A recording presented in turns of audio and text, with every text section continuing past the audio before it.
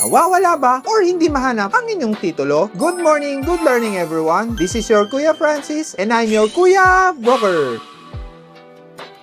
Mga ka-property, sa nakaraang video, pinag-usapan po natin ang Section 7 RA 26. Ngayon po, pag-uusapan naman po natin kung paano ang gagawin kung nawawala o hindi mahanap ang titulo. Step 1. I-confirm kung nawawala o nasira talaga ang titulo. Mag-check po tayo sa Registry of Deeds kung may existing copy pa. Kung nasunog, nawala, or nabura ang record, qualified po ito for reconstitution. Step 2. Ihanda ang mga requirements. Karaniwang kailangan, certified true copy ng titulo, certified true copy ng tax declaration, real property tax clearance, survey plan with technical description, deed of sale, or documents proving the ownership, and affidavit of loss kung nawawala. Step 3. Mag-file po tayo ng petition sa korte. Mag-file po tayo sa Regional Trial Court kung saan located ang property. Kailangan may verified petition and complete attachment of documents. Step 4. Publication at notice. Kapublish ang petition sa official newspaper once a week for 2 to 3 weeks. Step 5. Court hearing. Mag-present ng ebidensya na ikaw ang rightful owner, then kung walang opposition at kumpleto ang documents, possible approval. Step 6. Court decision. Maglalabas po ang korte ng Order of Reconstitution. Isubmit ang court order sa Registry of Deeds. At dun gagawin ang bagong reconstituted title. Release of reconstituted title. After few days upon submission ng court order, maglalabas ng bagong titulo ang Registry of Deeds. Then after 2 years, ipakancel natin ang Section 7 RA 26 annotation sa Regional Trial Court. Mga ka-property, kung may kilala ka na nawawala or hindi mahanap ang title, pakishare naman po ang video na ito. For more real estate tips, please continue to watch and follow Kuya Broker and Great Temper Realty social media channels. Lamang po ang may alam.